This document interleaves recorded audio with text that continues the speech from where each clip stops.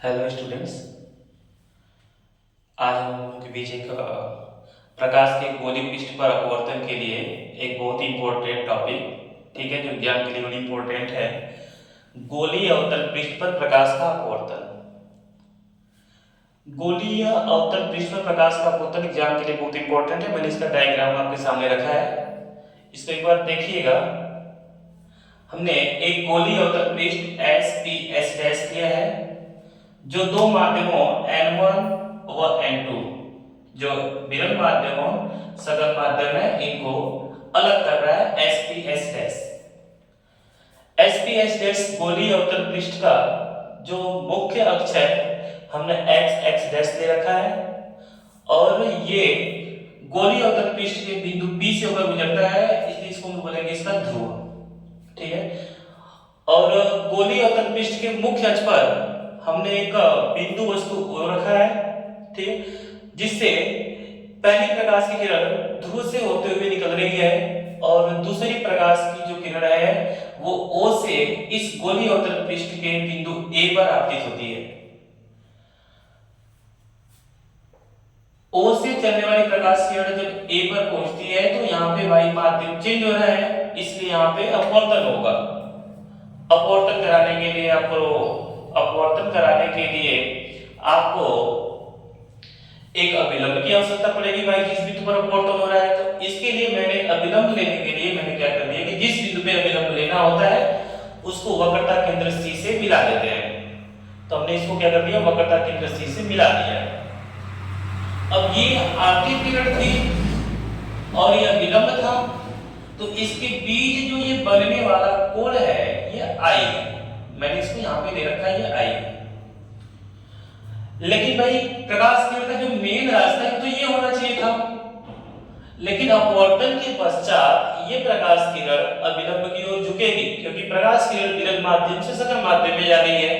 यहाँ पे प्रकाश की चाल कम होगी, इसलिए प्रकाश की किरण अभिलंब की ओर झुकेगी। तो ये प्रकाश किरण आपकी लास्ट में यहां से होकर गुजर रही है, लेकिन यहाँ पे देख पा रहे हैं कि ये प्रकाश किरण पहले जो यहां से गुजर रही थी और दूसरी वाली इधर जा रही है, तो इनका इधर काटना असंभव है। इसलिए हमने क्या कर दिया, इस प्रकाश की किरण को हमने पीछे बढ़ाया और ये मुख्य अक्ष के बिंदु I पर आके मिलती है, जहां पे इसका आभासी प्रतिबिंब I बनता है। इसके लिए आप ध्यान दीजिएगा यहाँ पे कि मुख्य अक्ष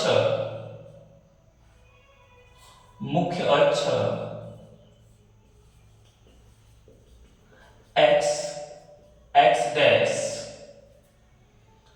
के साथ किरण OA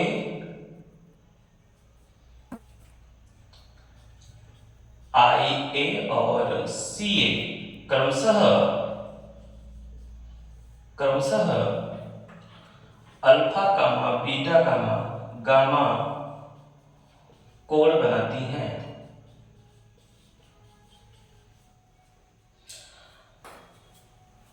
मुख्य अक्ष x x डैश के साथ जो किरण OA है और IA है और CA है, ये क्रमशः अल्फा बीटा और गामा कोण बनाती हैं। तो अगर चिन्ह परिपाटी का ध्यान दिया जाए तो चिन्ह परिपाटी में आप देखिए क्या करते हैं, चिन्ह परिपाटी में आपको ये करना होता है कि आप कोऑर्डिनेट नियम जो होती है उसके हिसाब से यहाँ पे मूल बिंदु O लेते हैं। ये x पॉजिटिव अक्ष होता है, ये x नेगेटिव अक्ष होता है, ये y पॉजिटिव होता है और ये y नेगेटिव होता है। इस हिसाब से अगर यहाँ पे देखा जाए तो इसको मूल बिंदु ले लेंगे, ये y अक्ष हो जाएगा आपका। तो इस पे जो ली जाएगी दूरियां वो नेगेटिव रहेंगी, इसलिए हम लोग क्या करेंगे कि ये P से यहाँ पे वस्तु रखे थे O, तो ये दूरी O, जो P से O तक जो ये दूरी है उसको U ले लिया जाएगा, और जो ये फिगर बना था आपका I वाला उसके लिए V लिया जाएगा, और वक्रता त्रिज्या जो इसको कैपिटल R ले ली जाएगी। चिन्ह परिपाटी के ध्यान से ये सारी दूरियां x नेगेटिव अक्ष पे आएंगी, इसलिए हम क्या करेंगे कि इसको माइनस में लेंगे, अर्थात PO जो है PO ये होगा आपका माइनस का U, PI is equal to हो जाएगा आपका माइनस का V, और PC इज इक्वल टू हो जाएगा माइनस का R। अब ध्यान दिया जाए तो एक ट्रायंगल आपका बन रहा है, triangle A O C, triangle A ओ सी में, ट्रायंगल ए ओ सी में ये देखिए गामा जो है वो बहिष्य कोण है, गामा जो है वो बहिष्य कोण है। तो एक प्रमेय होती है कि किसी भी ट्रायंगल में जो बहिष्य कोण होता है वो सामने वाले दो अंतःकोणों के योग के बराबर होता है। जैसा कि देखिएगा ये इस प्रकार से, ये यहाँ पे गामा कोण है, तो ये जो गामा कोण है वो इसके और इसके योग के क्या होगा, बराबर होगा। ये आपका अल्फा दे रखा है और ये जो है आपका ये पूरा ये आई है, तो इसको आई लिखेंगे, अर्थात गामा के सामने वाला जो गामा के सामने जो कोण होगा वो अल्फा और क्या होगा, आई होगा। अर्थात गामा इज इक्वल टू हम लिखेंगे अल्फा प्लस आई।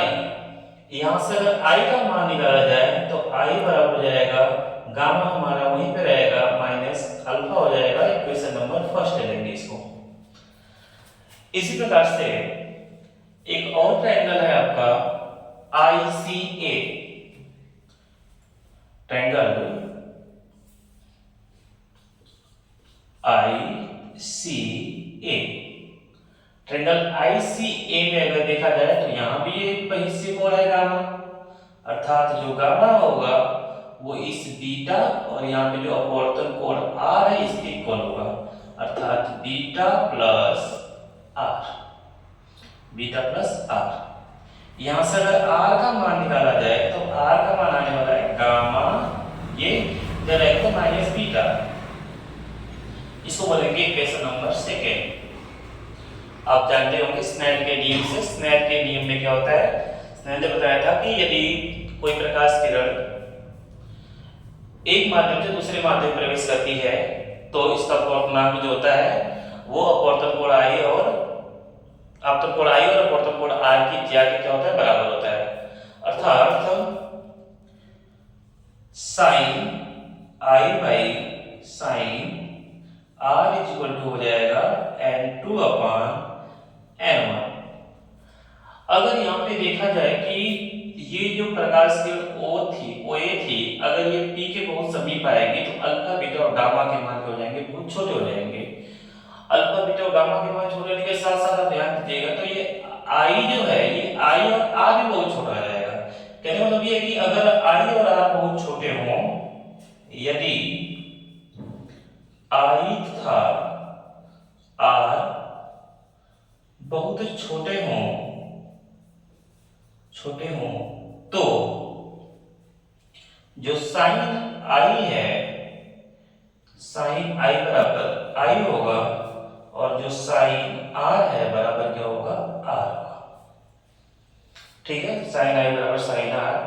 अब इसको इक्वेशन थर्ड में ले लेता हूं, ठीक है, और साइन आई और साइन आर जो ये मान निकला इसका मान समीकरण टी में रखूंगा, तो ये मैं देख रहा हूं कि यहाँ पे साइन आई है तो साइन आई के स्थान पे क्या लिख देंगे, आई लिख देंगे, तो ये हो जाएगा आई, और यहाँ पे साइन आर है तो साइन आर जो आर के बराबर है तो ये हो जाएगा आर बराबर n2 अपॉन n1। यहाँ से क्रॉस मल्टीप्लाई कर लिया जाएगा तो n1 आई बराबर हो जाएगा n2 r, n1 आई बराबर n2 r। मैंने I और R के मान पहले से निकाल रखा हूं, मैं I और R का मान लाके यहाँ पे रखता हूं। समीकरण 1 व 2 से, समीकरण 1 तथा समीकरण 2 से I तथा R का मान रखने पर, थोड़ा मैं इसको क्लीन करता हूं, नोट कर लीजिएगा आप लोग।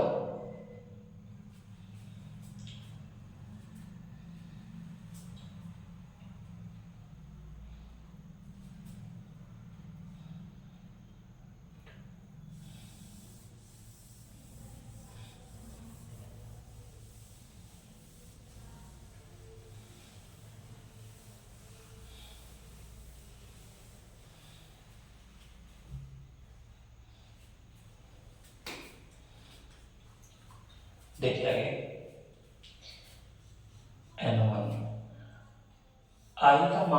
निकाल रखा था, आई का जो मान आया था ये हम निकाले थे gamma is equal to alpha plus r करके, अल्फा प्लस आई करके।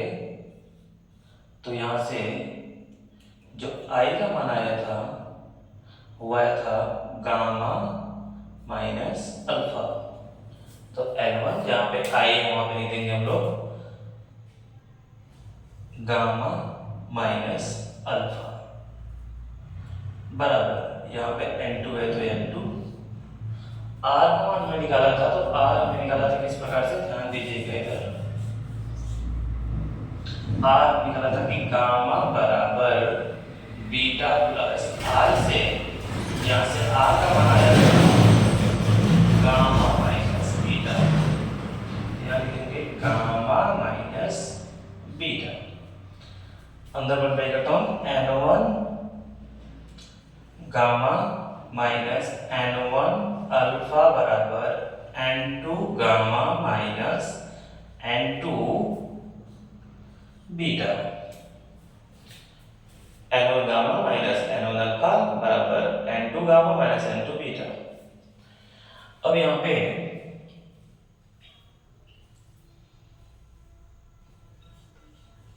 N2 gamma minus N1 gamma, इसको इधर भेज दिया बराबर, इसको इधर बुला देता हूं तो इधर आ जाता, ये जाएगा N2 beta minus N1 alpha. N2 beta बराबर माइनस N1 अल्फा बराबर, यहां से गामा कॉमन करते हैं, अंदर बचेगा N2 माइनस N1। अब आगे लिख दिया जाए कि यदि अल्फा बीटा और गामा बहुत छोटा हो, यदि अल्फा बीटा और गामा छोटे हों तो अल्फा बराबर tan अल्फा, और tan अल्फा का अगर यहां से मान देखा जाएगा तो इस ट्रायंगल में, ट्रायंगल ओ एम ए में tan अल्फा का जो मान होगा वो लंब आधार से, तो लंब हमारा हो जाएगा h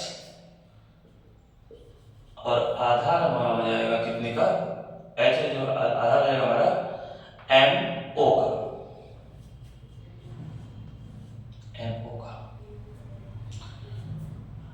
चूंकि द्वारक अगर वो छोटा होगा तो M बिंदु जो होगा वो P पर हो जाएगा।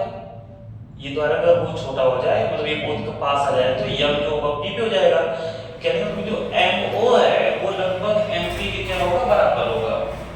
यानी इसको मैं लिख सकता हूँ H अपान MP में लिख सकता हूँ। इसी प्रकार से जो बीटा होगा वो tan बीटा के बराबर होगा, और tan बीटा को अगर देखा जाए तो H अपान यहाँ से ये डिस्टेंस जो है V है, ठीक है। ये इसको MO ना करके आप सीधे इसको U कह दीजिए, U, और यहाँ भी तो हो जाएगा U, ये U जो नेगेटिव है भी नेगेटिव हो जाएगा, और tan बीटा को क्या देंगे H अपान V, V नेगेटिव होने के कारण ये हो जाएगा आपका माइनस का H अपान V। ये जो गामा होगा वो होगा tan गामा के बराबर, और H अपान गामा के लिए वाला ट्रायंगल दे दीजिए, तो गामा के लिए हो जाएगा H अपान ये माइनस का R। अल्फा बीटा और गामा के मान निकलने हैं, इसको काम करता हूँ, इसको समीकरण नंबर 3 ले लेता हूँ, और अल्फा बीटा और गामा का मान लाके हम क्या करते हैं, समीकरण नंबर 3 में रख देते हैं, ठीक है। अल्फा बीटा और गामा का मान समीकरण नंबर 3 में रखने के लिए यहाँ पे देखिए